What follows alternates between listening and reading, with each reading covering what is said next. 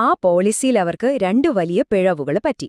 ആ രാജ്യത്തെ പതിറ്റാണ്ടുകളോളം പിന്നോട്ട് വലിച്ച രണ്ട് മണ്ടത്തരങ്ങൾ. അപ്പോ എന്തായിരുന്നു ആ രണ്ട് അബദ്ധങ്ങൾ എന്നല്ലേ? ഞാൻ സിമ്പിളായിട്ട് പറഞ്ഞുവരാം. ഒന്നാമത്തേത് ടേക്ക് ഓർ പേ കരാർ. ഇത് കേൾക്കുമ്പോ തന്നെ ഒരു പന്തികേടില്ലേ? അതായത് ഒരു കമ്പനി 1000 യൂണിറ്റ് കറന്റ് ഉണ്ടാക്കാൻ ശേഷിയുള്ളൊരു പ്ലാന്റ് സ്ഥാപിച്ചാൽ സർക്കാരിന് 500 യൂണിറ്റേ ആവശ്യമുള്ളൂ എങ്കിലും ആ 1000 യൂണിറ്റിന്റെയും കാശ് കൊടുക്കണം. ഉപയോഗിച്ചാലും ഇല്ലെങ്കിലും കാശ് മുഴുവൻ കൊടുക്കണം. രണ്ടാമത്തെ മണ്ടത്തരം ഇതിലും വലുതായിരുന്നു. ഈ വിദേശ കമ്പനികൾക്ക് പണം കൊടുക്കുന്നത് പാകിസ്ഥാനി രൂപയിലല്ല, മറിച്ച് അമേരിക്കൻ ഡോളറിലായിരിക്കുമെന്ന് അവര് സമ്മതിച്ചു. ശരിക്കും പറഞ്ഞാൽ സ്വന്തം തലയ്ക്ക് മുകളിൽ ഒരു ടൈം ബോംബ് വെക്കുന്നതുപോലെയായിരുന്നു അത്. ആ ടൈം ബോംബ് എങ്ങനെയാണ് പൊട്ടിയതെന്ന് ഈ കണക്കുകൾ കാണുമ്പോൾ നിങ്ങൾക്ക് മനസ്സിലാവും. 1994 $1 30 പാകിസ്ഥാനി രൂപ കൊടുത്താൽ മതിയായിരുന്നു. പക്ഷെ ഇന്നോ $1 കിട്ടണമെങ്കിൽ ഏകദേശം 280 രൂപ കൊടുക്കണം. ഒന്ന് ആലോചിച്ചു നോക്കൂ. അന്ന് 30 രൂപ കൊടുത്ത് തീർക്കേണ്ട കടത്തിന് ഇന്ന് 280 രൂപ കൊടുക്കണം. ഏതാണ്ട് 10 ഇരട്ടി. സ്വന്തം കറൻസിയുടെ വിലയിടിഞ്ഞത് കൊണ്ടുമാത്രം അവരുടെ കടം ആകാശത്തോളം ഉയർന്നു.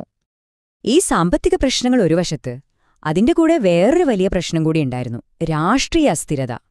നിങ്ങൾക്കറിയാമോ, പാകിസ്ഥാന്റെ ചരിത്രത്തില് ഇന്നുവരെ ഒരു പ്രധാനമന്ത്രി പോലും 5 വർഷം തികച്ച് ഭരിച്ചിട്ടില്ല. എപ്പോഴും ഭരണമാറ്റം, ബഹളം. അപ്പെന്താ സംഭവിക്കുക? ദീർഘകാലത്തേക്ക് രാജ്യത്തിന് ഗുണം ചെയ്യുന്ന വലിയ തീരുമാനങ്ങളൊന്നും എടുക്കാൻ പറ്റില്ല. പകരം അടുത്ത ഇലക്ഷൻ ജയിക്കാൻ വേണ്ടി ജനങ്ങൾക്ക് കുറേ സൗജന്യങ്ങളങ്ങ് പ്രഖ്യാപിക്കും. ഇതും കൂടി ആയപ്പോ സർക്കാരിന്റെ കടം പിന്നെയും പെരുകി. അങ്ങനെ രാജ്യം കടത്തിൽ മുങ്ങി താഴ്ന്നു നിൽക്കുന്നൊരവസ്ഥ. ഇനി എന്തു ചെയ്യുമെന്നറിയാതെ നിൽക്കുമ്പോഴാണ് 2013 ഒരു രക്ഷകനെപ്പോലെ ചൈനയുടെ എൻട്രി. സിപെക്, അതായത് ചൈന പാകിസ്ഥാൻ ഇക്കണോമിക് കോറിഡോർ എന്നൊരു ഭീമൻ പ്രോജക്റ്റുമായിട്ടാണ് ചൈന വന്നത്. പക്ഷേ ചൈന ശരിക്കും ഒരു രക്ഷകനായിരുന്നോ അതോ ശത്രുവായിരുന്നോ? അവരുടെ കണ്ടീഷൻസ് കേട്ടാൽ നിങ്ങൾ ഞെട്ടും. ഒന്ന്, ഭയങ്കരമായ പലിശ. സാധാരണ ലോണുകൾക്ക് 1-2% പലിശയുള്ളപ്പോൾ ചൈന വാങ്ങിയത് 5-6%. 2, എല്ലാ കോൺട്രാക്റ്റും ചൈനീസ് കമ്പനികൾക്കും മാത്രം. അപ്പോൾ പിന്നെ പാകിസ്ഥാനിലെ ആളുകൾക്ക് എന്തു ജോലി കിട്ടാനാണ്?